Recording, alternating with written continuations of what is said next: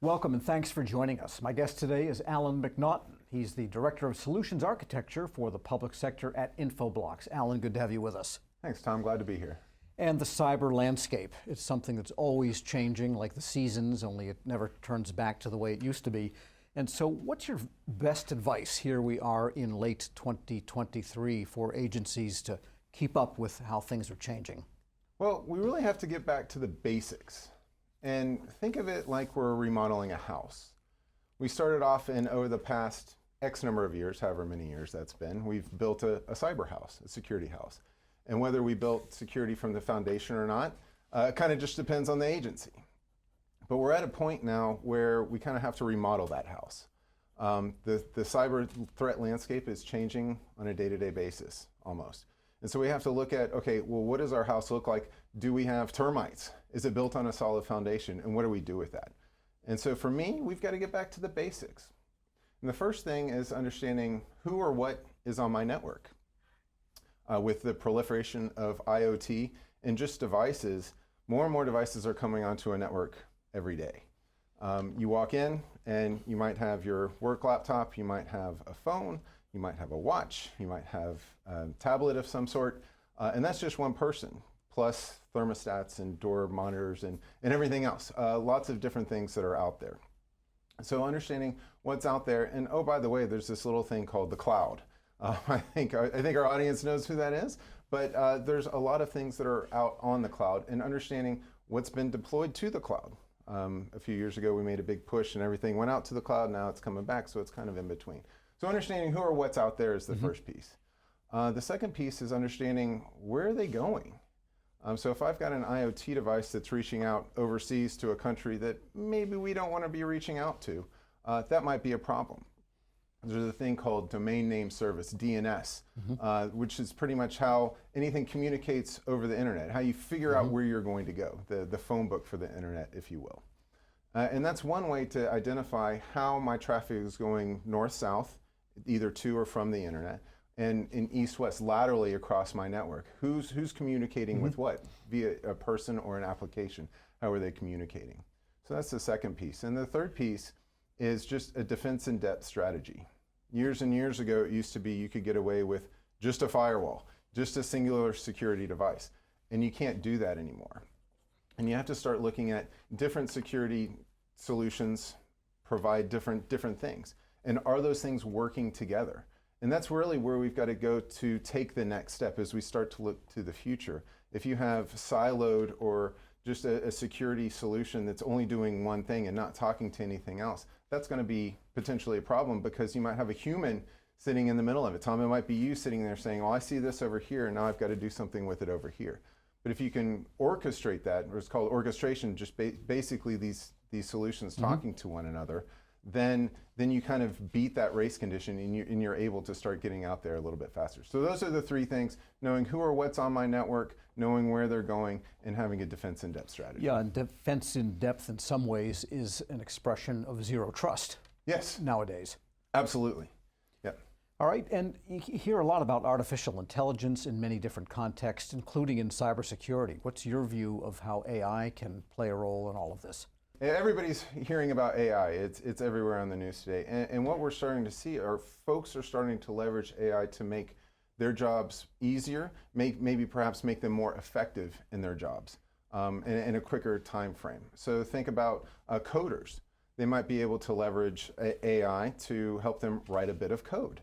There's a new feature coming out, I think it's on Google, where it'll read your email and help you with a predictive response.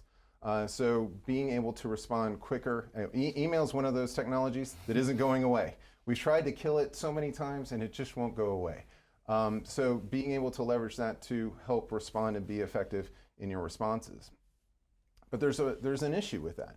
I read recently that as of March of this year, there were almost 15,000 AI companies based in the US alone. That's a lot. And we've all heard of the big ones, the OpenAIs, the Googles, Microsoft, what have you. But there's a whole lot of other ones. So you start thinking about, well, what are they doing with my data when I send it up there? If I need to send my email up there for it to help craft a response, what are they doing with that?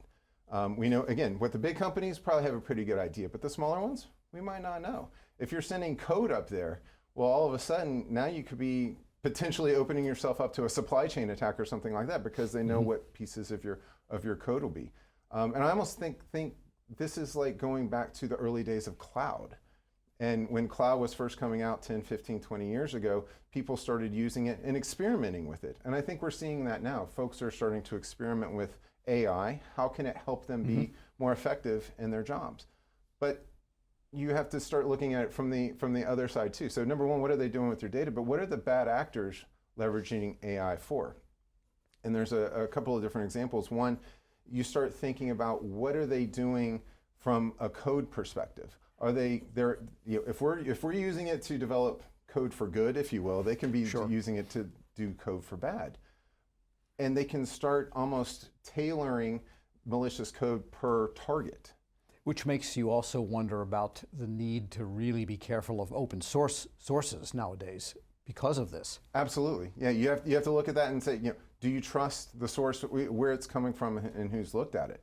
But if they've gone in and now all of a sudden I'm tailoring malicious code to these individuals, well, that almost antiquates my antivirus, because antivirus is based on a static set of code and a hash that you get, and if you can't figure out what that is, then that's going to go away. So that's one piece. But the other piece, you start thinking about CVEs and vulnerabilities as they're being released. And what comes along with those is a patch.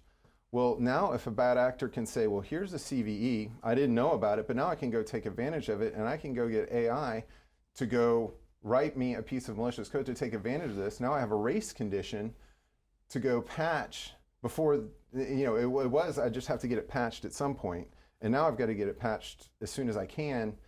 You almost have zero dwell time nowadays. Yeah, you have zero dwell time, and you need to get it patched as soon. You always needed to get it patched fast, and now it's even faster. And so you've got to look at that. And it's not all doom and gloom from an AI perspective, and I don't want to pose it as that. But think, again, like the cloud. The cloud turned into a pretty cool thing. It does have its challenges, but it's a pretty cool thing. And now AI, it's a pretty cool thing, but how can we take advantage of it? All right, and the third factor, I think, affecting a lot of organizations is the tug of war between whether people are home or at the office or remote working, and all of this is pretty much turned into stasis, which means the hybrid workplace is here to stay. And so what are some of the cyber challenges there that if we just accept this condition that we have a hybrid workforce? Yeah, and I think we have to accept that. That's just where we are now. And I look at it as the who, what, where, and when. You need to understand who's connected, what they're connected with, where they are, and when they were connected. You need to have an authoritative database that you can look at and say, hey, here's where all of my folks are. Here's what all is connected to my network. Here's where they're going. This becomes extraordinarily important when you start going down the road of investigating a security event. But also think about this from an IPv6 perspective. So you brought up zero trust earlier. Certainly a key driver behind what federal agencies are doing today.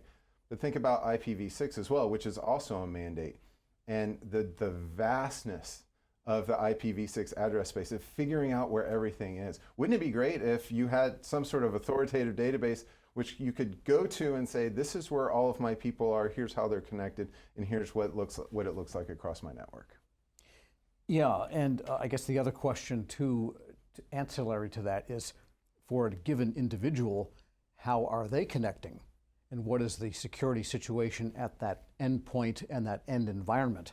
Absolutely, and you've got to look at it, because whether they're in the office or whether they're remote or whether they're logged in somewhere via the cloud, and do you have a singular policy that you're able to deploy across no matter where they are? Tom, wherever you go, your policy follows you. So you can't go home and look at Facebook on an agency laptop. You've got to do that on your own time and things like that. But being able to have that singular security policy, no matter where people go, is hugely important. So it might be your dining room table, but it's still our federal agency. Absolutely. All right, thanks so much. Alan McNaughten is the Director of Solutions Architecture for the Public Sector at Infoblox. Thanks for being with us. Thanks for having me.